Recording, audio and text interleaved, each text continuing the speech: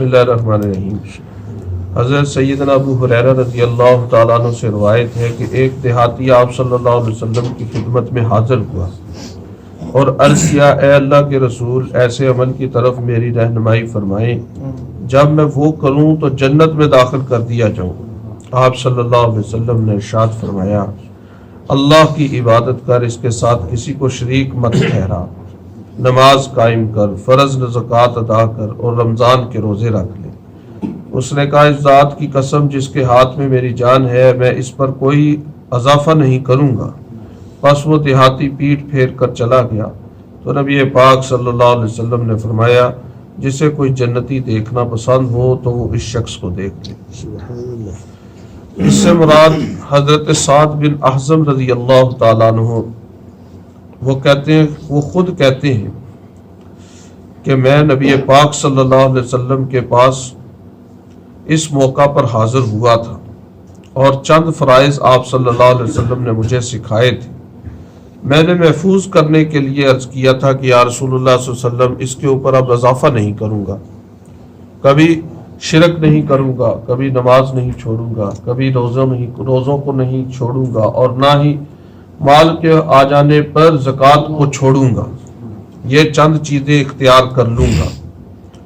لیکن میرے عزیزو، یہ عشرہ مبشرہ کے صحابہ نہیں ہیں۔ عشرہ مبشرہ کے صحابی اس میں شامل نہیں ہیں۔ عشرہ مبشرہ کے صحابہ تو وہ ہیں جن کو ایک ہی مجلس میں آپ صلی اللہ علیہ وسلم نے جنت کی خوشخبری سنائی تھی، اور سب سے پہلے جو عشرہ مبشرہ کے صحابی کا نام لیا وہ حضرت ابوبکر صدیق رضی اللہ تعالیٰ عنہ ہیں۔ اس کے علاوہ مزید کئی لوگوں کو جنت کی بشارت نبی پاک صلی اللہ علیہ وسلم نے اپنی زبان مبارک سے دی ہے۔ اس میں ازواج مطہرات بھی شامل ہیں، اس میں حضرت حسن، حضرت حسین رضی اللہ تعالیٰ عنہما بھی شامل ہیں، اس میں یہ آدمی بھی شامل ہے، اس کے لیے اور لوگ بھی ہو سکتے ہیں۔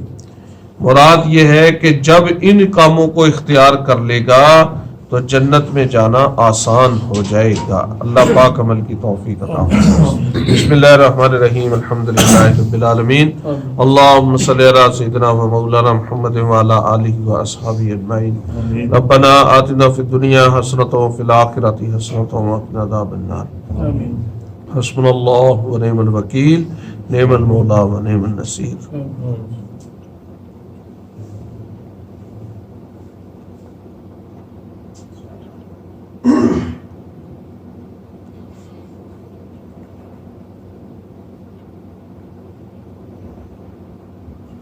صلی اللہ تعالی علی خیر خلقہ محمد وعلی آلہ و اصحابہ اجمعین برحمتک یا ارحم الراحمین۔